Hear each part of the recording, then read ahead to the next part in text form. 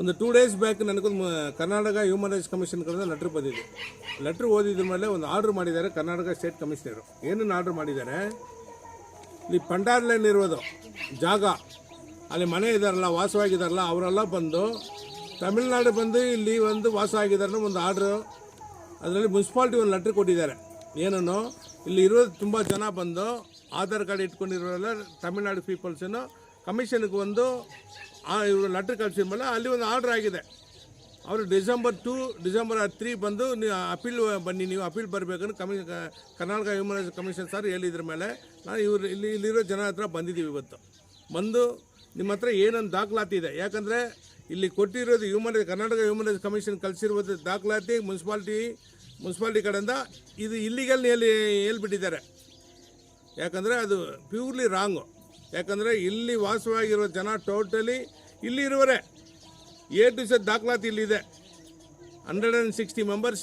ಎಷ್ಟು ಜನ ನಾವು Karnataka human rights commission complaint ಕೊಟ್ಟಿದ್ದೀವಿ, ಅಷ್ಟು ಜನದ ಡಾಕ್ಯುಮೆಂಟು ಮಂಡೇ ನಾವು ಪ್ರೊಡ್ಯೂಸ್ ಮಾಡ್ತಾ ಇದ್ದೀವಿ ಕರ್ನಾಟಕ ಕಮಿಷನ್ಗೆ. ಈ ಕಮಿಷನರು ಯಾವ ರೀತಿಯಲ್ಲಿ ಹೋಗ್ಬಿಟ್ಟು ಇಲ್ಲಿ ಕಂಪ್ಲೇಂಟ್ ಕೊಟ್ಟಿರೋದು ಸುಳ್ಳು ಹೇಳುವುದು ಫಸ್ಟ್ ಆಫ್ ಆಲ್ ಫಾಲ್ಟ್ ಅದವರು. ನಮ್ಮ ಹತ್ರ ದಾಖಲಾತಿ ಇಟ್ಕೊಂಡು ಅವ್ರು ಹೇಳಿದ್ರ ಮೇಲೆ ನಾ ಇಲ್ಲಿರೋ ಜಾಗ ಹಾಕಲ್ಲ, ಟೋಟಲಿ ಏನೋ ಇಲ್ಲಿ ಆಗ್ತಾ ಇದೆ, ಇವ್ರಿಗೆ ಮನೆ ಕೊಟ್ಟಿಲ್ಲ, ಏನು ಕೊಟ್ಟಿಲ್ಲ ಅದ್ರ ಮೇಲೆ ನಾವು ಇಮ್ಮಿಡಿಯೇಟಾಗಿ ಹೋಗ್ಬಿಟ್ಟು ಸ್ಟೇ ತಗೊಳ್ತೀವಿ. ಕರ್ನಾಟಕ ಕಮಿಷನಿಂದ ಈ ಮಾಹಿತಿಗಳು ಕೊಟ್ಟಿರೋ ಸುಳ್ಳು ಹೇಳ್ಬಿಟ್ಟು 100% ದಾಖಲಾತಿ ಸಮೇತ ಕೊಡ್ತಾ ಇದ್ದೀವಿ. ವೆಡ್ನೆಸ್ಡೇ ಇಲ್ಲಿಂದ ನಾವು ಸಬ್ಮಿಟ್ ಮಾಡ್ತಾ ಇದ್ದೀವಿ, ಅಪೀಲ್ ಹೋಗ್ತಾ ಇದ್ದೀವಿ. ಯಾಕಂದರೆ ಆನರಬಲ್ ಕರ್ನಾಟಕ ಕಮಿಷನರ್ ಹೇಳಿದ್ರ ಮೇಲೆ ಅಪೀಲ್ ಹೋಗಲೇಬೇಕಾಗತ್ತೆ. ಯಾಕಂದರೆ ಇಲ್ಲಾಂದರೆ ತಾವು ಕೊಟ್ಟಿರೋದು ಕಂಪ್ಲೇಂಟ್ ಎಲ್ಲ ಸುಳ್ಳು ಬಂದುಬಿಡುತ್ತೆ. ನನಗದು ಇಷ್ಟ ಇರಲ್ಲ. ಯಾಕಂದರೆ ನಾವು ಆನೆಸ್ಟ್ ಆಗಿರೋ ಜನ ಇಲ್ಲಿರೋ ಪಾಪ ಎಲ್ಲ ಬಡವ ಜನ, ಇಲ್ಲಿರೋ ಜಾಗ ಎಲ್ಲ ಅವ್ರದ್ದೇ. ರೆಕಾರ್ಡ್ಸ್ ಕೊಟ್ಟಿದ್ದಾರೆ, ರೆಕಾರ್ಡ್ಸ್ ಇದೆ. ಅದ್ರ ಮೇಲೆ ನಾವು ವೆಡ್ನೆಸ್ಡೇ 101% ಕರ್ನಾಟಕ ಕಮಿಷನ್ಗೆ ಅಪೀಲ್ ಹೋಗ್ತಾ ಇದ್ದೀವಿ. வணக்கம். ஜனதா காலனியில் கடந்த 100 வருடங்களாக கோலார் தங்கவயலில் வாசமாக வாழ்ந்து கொண்டிருக்கின்ற மக்கள் தான் வீடற்ற தலித் மக்கள் இங்கே வந்து வாழ்ந்திருக்கிறார்கள்.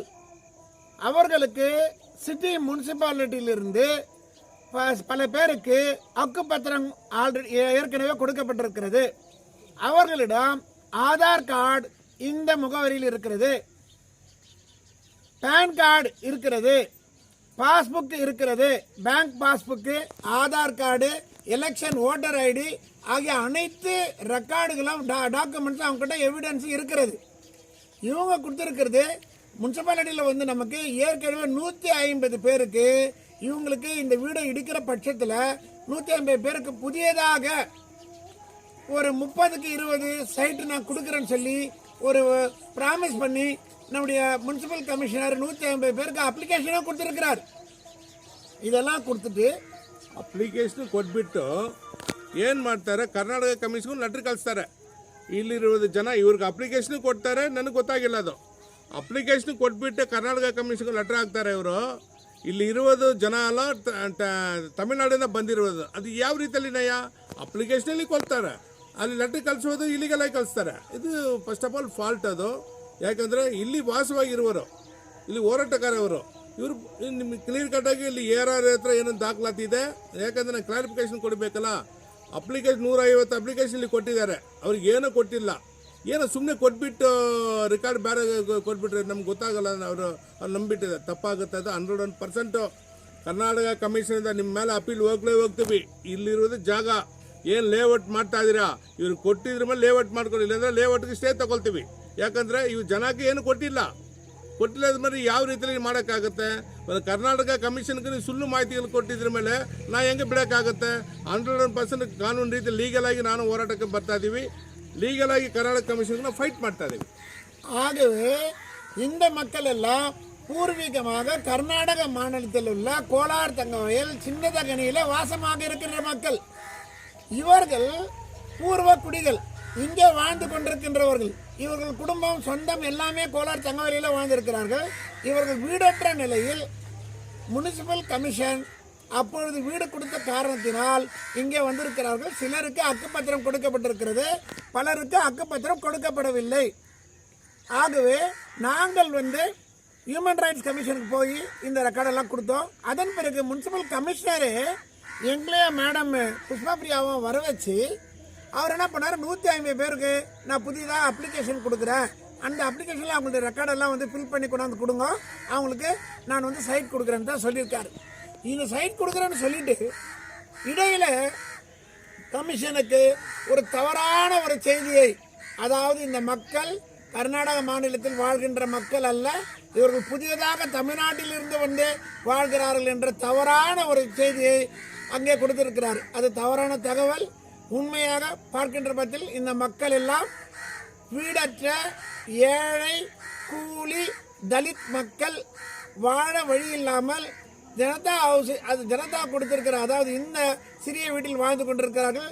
அதுவும் வீடு இடிபடுகின்ற நிலையில் இருக்கின்றது. ஆகவே இது புதிதாக மாற்றி புதிய வீடாக கொடுக்க வேண்டும் என்பதற்காக தான் போராட்டம் செய்து கொண்டிருக்கிறோம். வாழ்ந்து கொண்டிருக்கிறார்கள். ಇವர்கள் தமிழ்நாட்டை சார்ந்தவர்கள் ಅಲ್ಲ. ನಮಸ್ಕಾರ. ನಾವು VCK ಪಕ್ಷದಿಂದ ಪ್ರೆಸಿಡೆಂಟ್ ಮಾತಾಡ್ತಾ ಇದ್ದೀನಿ, ಕೋಲಾರ ಜಿಲ್ಲೆಯಿಂದ. ಇಲ್ಲಿ ಬಂದು ಜನತಾ ಹೌಸ್ಗೆ ನಾವು ಸುಮಾರು ಒಂದು 4-5 ತಿಂಗಳಿಂದ ಹೋರಾಡ್ತಾ ಇದ್ದೀವಿ. ಮಕ್ಕಳಿಗೆ ಇವಾಗ ಜನರಿಗೆ ಎಲ್ಲ ಮನೆಯೆಲ್ಲ ಖಾಲಿ ಮಾಡಬೇಕು, ಹೊಡೆದಾಕ್ತೀವಿ ಅಂತ ಬೆದರಿಕೆ ಮಾಡಿ ಇವ್ರನ್ನೆಲ್ಲ ಬೆದರಿಸಿ ಹೊಡೆದಾಕಿದ್ದಾರೆ. ಆಲ್ರೆಡಿ ಇದು ಬಂದು 2 ಇಯರ್ಸ್ ಬಿಫೋರೇ ಇದು ನಡೆದಿದೆ. ಜನ ಭಯ ಪಟ್ಕೊಂಡು ಯಾರ ಹತ್ರ ಅವರು ಇಂಟಿಮೇಷನ್ ಮಾಡಿಲ್ಲ. ಆಮೇಲೆ ನಮ್ಮ VCK ಬಂದು ಎಂಟ್ರಿ ಆಗಿ ಇವ್ರಿಗೆಲ್ಲ ಏನೋ ಒಂದು ನ್ಯಾಯ ಮಾಡೋಣ ಅಂತ ಹೋರಾಡಿ ನಾವು ಮಿನಿಸ್ಟರ್ಸ್ಗೆಲ್ಲ ಫಾರ್ವರ್ಡ್ ಮಾಡಿದ್ದೀವಿ. ಒಂದು 5 ಮಿನಿಸ್ಟರ್ಸ್ಗೆಲ್ಲ ಲೆಟ್ರ್ ಎಲ್ಲ ಫಾರ್ವರ್ಡ್ ಮಾಡಿ ಅವರಿಂದ ನಮಗೂ ಲೆಟರ್ಸ್ ಎಲ್ಲ ಬಂದಿದೆ. ಆಮೇಲೆ ನಾವು ಕಲೆಕ್ಟ್ರನ್ನು ನೋಡಿದ್ದೀವಿ, ಹೋಗಿ ನಮ್ಮ ಜನ ಎಲ್ಲ ಬಂದು ನೋಡಿದ್ದಾರೆ. ಆದಮೇಲೆ ಕೊನೆಗೂ ನಾವು ಇಲ್ಲಿ MLA ರೂಪಕಲಾ ಶಶಿಧರ್ ಅವ್ರನ್ನೂ ನೋಡಿದ್ದೀವಿ. ನಾವು ಮೇಡಮ್ ಅವ್ರನ್ನ ಹೋಗಿ ನೋಡಿದ್ದಕ್ಕೆ ಫಸ್ಟ್ ಪ್ರಿಫರೆನ್ಸ್ ನಿಮ್ಗೆ ಕೊಡ್ತೀವಿ, ನೀವು ಹೋಗಿ ಏನು ತೊಂದರೆ ಆಗೋದಿಲ್ಲ ಅಂತ ಹೇಳಿ ಅವರು ಒಂದು ಅಶ್ಯೂರೆನ್ಸ್ ಕೊಟ್ಟು ಕಳಿಸಿದ್ರು ನಮಗೆ. ಆ ಅಶ್ಯೂರೆನ್ಸ್ ಕೊಟ್ಟಿದ ಮೇಲೆ ಇಲ್ಲಿ ಬಂದು ಮತ್ತೆ ಹೊಡೆದಾಕಿದ್ರು ಮನೆಯನ್ನೆಲ್ಲ. ಆಮೇಲೆ ಮತ್ತೆ ನಾವೆಲ್ಲ ಬಂದು ಇಲ್ಲಿ ಹ್ಯೂಮನ್ ರೈಟ್ಸ್ ಅವ್ರನ್ನ, ಮಿಸ್ಟರ್ ಬಾಬು ಸರ್ ಅವ್ರನ್ನ ಕಾಂಟ್ಯಾಕ್ಟ್ ಮಾಡಿ, ಸೊ ನಾವು ಹ್ಯೂಮನ್ ರೈಟ್ಸ್ ಕಮಿಷನ್ಗೆ ಬೆಂಗಳೂರಲ್ಲಿ ಹೋಗಿ ಒಂದು ಕಂಪ್ಲೇಂಟ್ ಮಾಡಿದ್ದೀವಿ ಅವ್ರ ಮುಖಾಂತರದಿಂದ ಮಾಡಿರೋದಕ್ಕೆ. ಸೊ ನಮ್ಮ ಕಮಿಷನರ್, ಮುನ್ಸಿಪಾಲಿಟಿ ಕಮಿಷನರ್ ಏನು ಹೇಳಿದ್ದಾರೆ, ಇವರೆಲ್ಲ ತಮಿಳ್ನಾಡು ಜನ, ಅಲ್ಲಿಂದ ಬಂದು ಇಲ್ಲಿ ಸೆಟ್ಲ್ ಆಗಿರೋರಿಗೆ ಮನೆ ಇಲ್ಲ ಅಂತ ಅವರು ಒಂದು ಪೆಟಿಷನ್ಸ್ ಕೊಟ್ಟಿದ್ದಾರೆ. ಇದು 101% ಸುಳ್ಳು.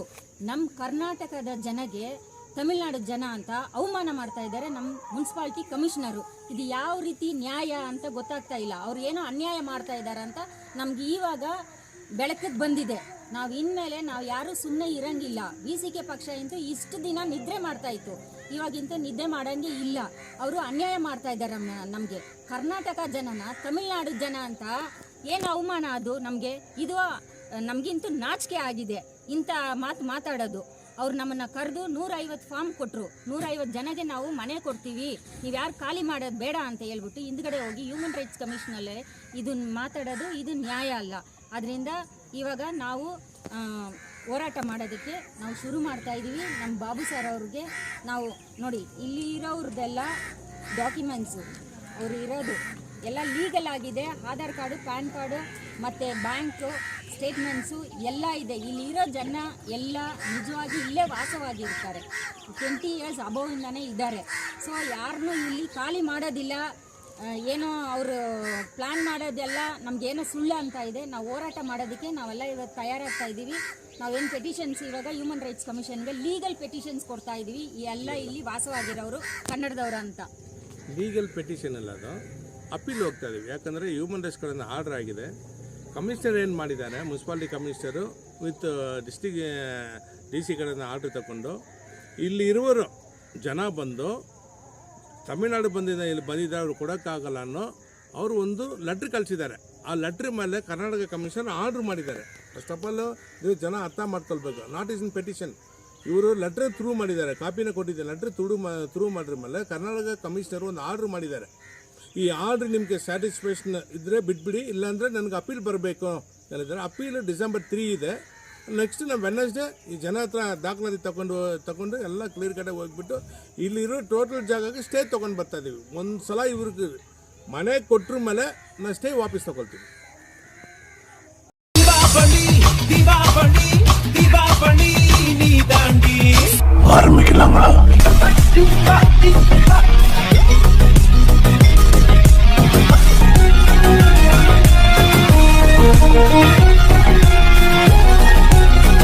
FM Music.